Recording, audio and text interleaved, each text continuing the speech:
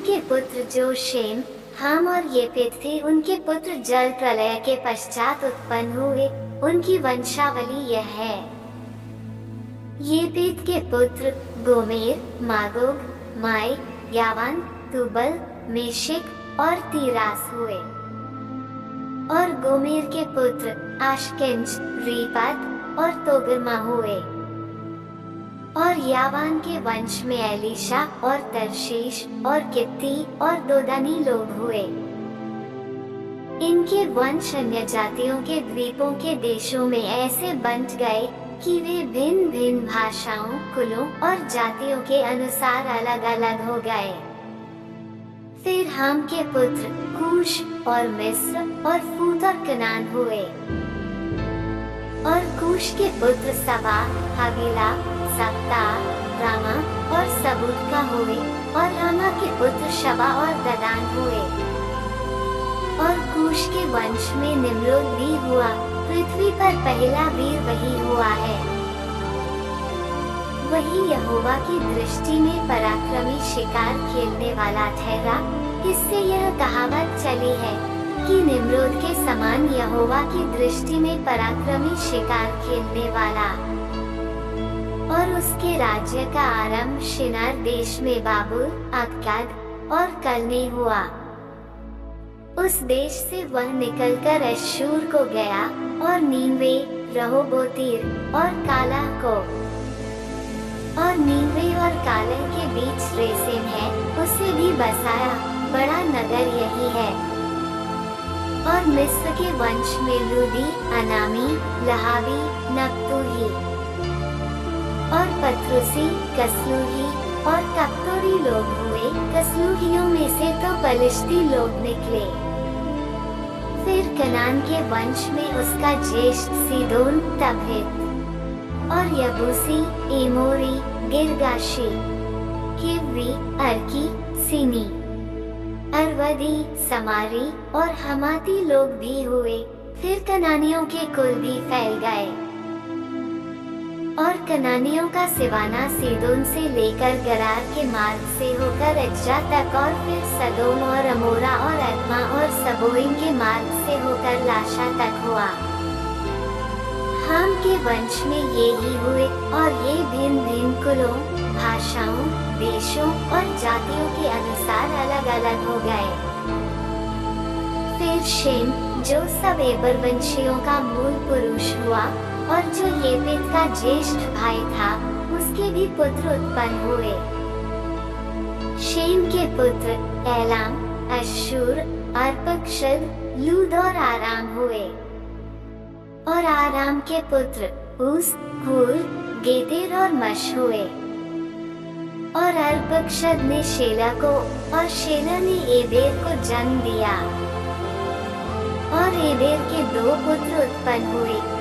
एक का नाम पेलेग इस कारण रखा गया कि उसके दिनों में पृथ्वी बंट गई। और उसके भाई का नाम योक्तान है। और योक्तान ने अल्मोदाद, शेलेम, हसरमावेत, थेरह, यदोरवाम, उजाल, दिक्ला, ओबल, अबीमाइल, शबा, ओपीर, हवीला और योबाब को जन्म दिया। ये ही सब योक्तान के पुत्र हुए। इनके रहने का स्थान मेशा से लेकर सपारा, जो पूर्व में एक पहाड़ है, उसके मार्ग तक हुआ। शेम के पुत्र ये ही हुए। और ये भिन्न भिन्न कुलों, भाषाओं, देशों और जातियों के अनुसार अलग अलग हो गए। नूह के पुत्रों के घराने ये ही हैं। और उनकी जातियों के अनुसार उनकी वंशावलियां ये ही हैं। और जल प्रलय के पश्चात पृथ्वी भर की जातियां इन्हीं में से होकर बंट गई। सारी पृथ्वी पर एक ही भाषा और एक ही बोली थी। उस समय लोग पूर्व की ओर चलते चलते शिनार देश में एक मैदान पाकर उसमें बस गए। तब वे आपस में कहने लगे कि आओ, हम ईंटें बना बना के भली भांति आग में पकाएं। और उन्होंने पत्थर के स्थान में ईंट से और चूने के स्थान में मिट्टी के गारे से काम लिया। फिर उन्होंने कहा, आओ, हम एक नगर और एक गुम्बद बना लें, जिसकी चोटी आकाश से बातें करे। इस प्रकार से हम अपना नाम करें, ऐसा न हो कि हमको सारी पृथ्वी पर फैलना पड़े। जब लोग नगर और गुम्बद बनाने लगे, तब इन्हें देखने के लिए यहोवा उतर आया।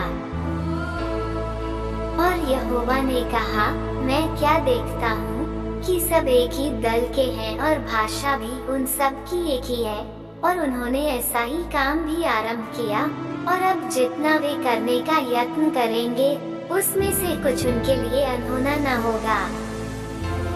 इसलिए आओ, हम उतर के उनकी भाषा में बड़ी गड़बड़ी डालें कि वे एक दूसरे की बोली को न समझ सके। इस प्रकार यहोवा ने उनको वहां से सारी पृथ्वी के ऊपर फैला दिया, और उन्होंने उस नगर का बनाना छोड़ दिया। इस कारण उस नगर को नाम बाबुल पड़ा, क्योंकि सारी पृथ्वी की भाषा में जो गड़बड़ी है, सो यहोवा ने वही डाली, और वहीं से यहोवा ने मनुष्यों को सारी पृथ्वी के ऊपर फैला दिया। शेम की वंशावली यह है।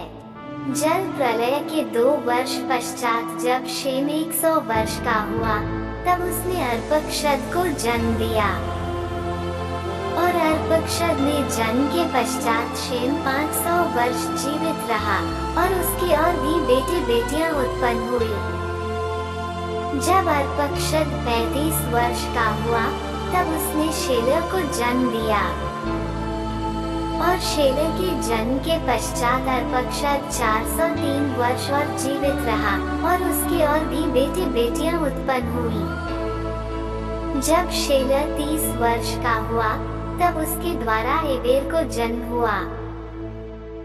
और एबेर के जन्म के पश्चात शेलह 403 वर्ष और जीवित रहा, और उसके और भी बेटे बेटियां उत्पन्न हुई। जब एबेर 34 वर्ष का हुआ, तब उसके द्वारा पेलेग का जन्म हुआ। और पेलेग के जन्म के पश्चात एबेर 430 वर्ष और जीवित रहा, और उसके और भी बेटे बेटियां उत्पन्न हुई। जब पेलेग 30 वर्ष को हुआ, तब उसके द्वारा रू का जन्म हुआ। और रू के जन्म के पश्चात पेलेग 209 वर्ष और जीवित रहा, और उसके और भी बेटे बेटियां उत्पन्न हुई। जब रू 32 वर्ष का हुआ, तब उसके द्वारा सरूग का जन्म हुआ। और सरूग के जन्म के पश्चात रू 207 वर्ष और जीवित रहा, और उसके और भी बेटे बेटियां उत्पन्न हुई। जब सरूग 30 वर्ष का हुआ, तब उसके द्वारा नाहोर का जन्म हुआ।